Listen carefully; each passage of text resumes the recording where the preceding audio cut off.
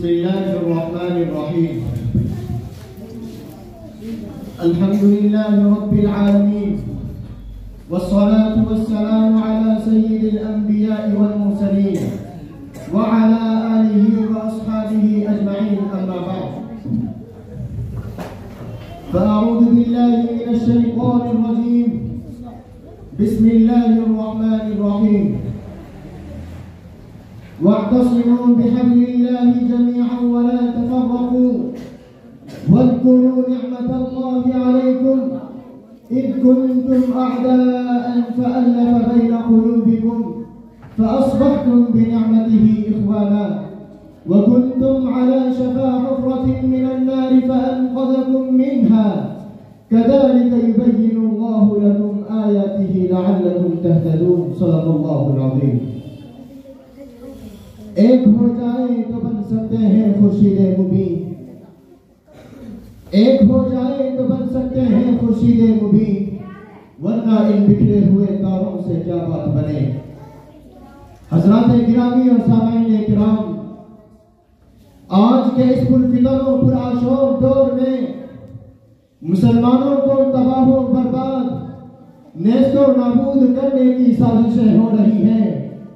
عالمی پیمانے پر مسلمانوں کے خلاف زہر افشانی کی جا رہی ہے.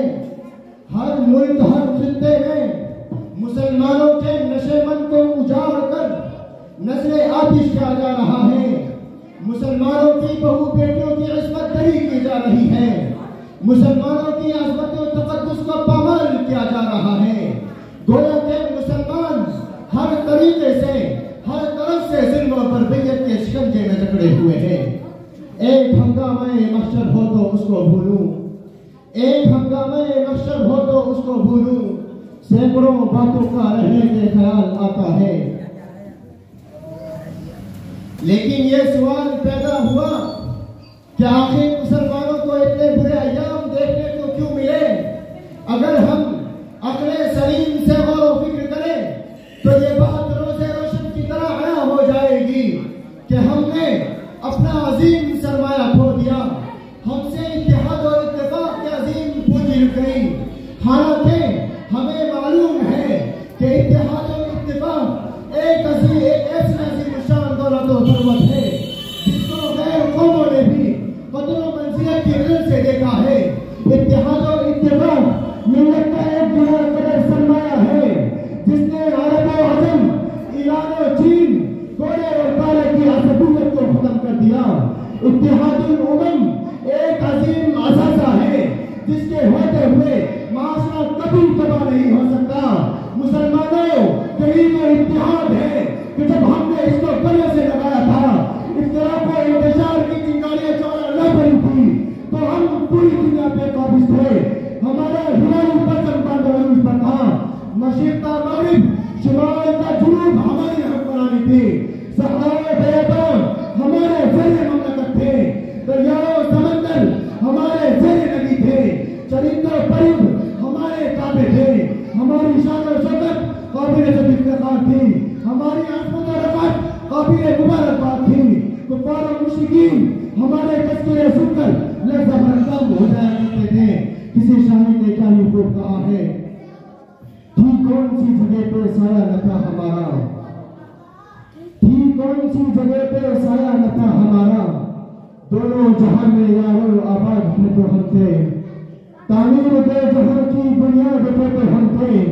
دیکھا طرف کر آخر نظر پڑائے، جنا قدر تھے تو ہم تھے، نقاب تھے تو ہم تھے. الغرض فلاح و محمود ہمارا گزرائن پر بن چکی تھی. اس کو علامہ اقبال نے یہ کہا ہے، مغرب کی وادیوں میں گونجی ادا ہماری، مغرب کی وادیوں میں گونجی ادا ہماری، تھمکا نفع کسی سے سر روا ہمارا.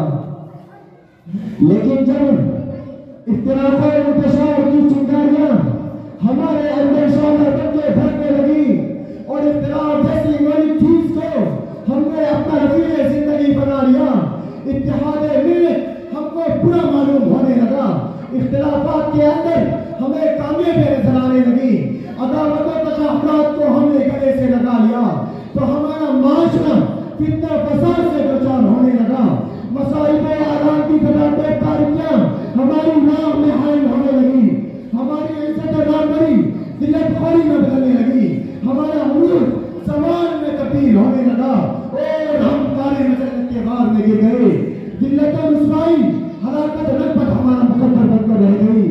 اس کو کسی شاعر نے کیا یہ خوب کہا ہے، نہ سمجھو کہ تم مٹ جاؤ گے اے ہندی مسلمانوں، نہ سمجھو کہ تم مٹ جاؤ گے اے ہندی مسلمانوں، تمہاری داستان تبدیل نہ ہوگی داستانوں میں.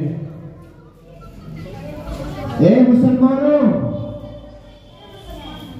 افسوس افسوس کہ آج ہم نے ان باتوں کو پسر پوچھدان دیا اور ریشہ نشینی اختیار کر لی. خون کی ندیاں ہمارے سامنے بہائی گئی مگر ہم نے اپنے آپ کو محفوظ خیال کیا.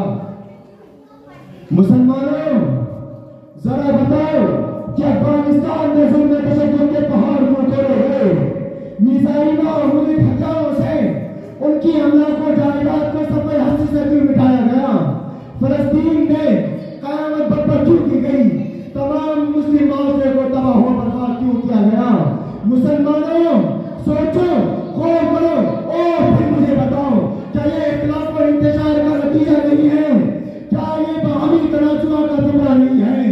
کیا یہ خداوند قدوس کے فرمان کو فراموش کرنے کا نتیجہ نہیں ہے؟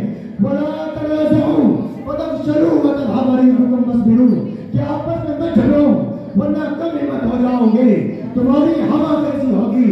مخالفین کے قلوب سے تمہارا روپا دبدبا نکل جائے گا، تمہارا وقار ذلت اور خاری میں بدل جائے گا، تم ذاتی طور پر کمزور ہو جاؤ گے، تم بزدل بن جاؤ گے، تمہارا نام و نشان دنیا سے مٹا دیا جائے گا. شاعر مشرق علامہ اقبال نے یوں کہا ہے، نہ سمجھو گے تم مٹ جاؤ گے ہندی مسلمانوں، نہ سمجھو گے تم مٹ جاؤ گے ہندی مسلمانوں، تمہاری داستان تبدیل نہ ہوگی داستانوں میں. وآخر دعوانا الحمدللہ رب العالمین.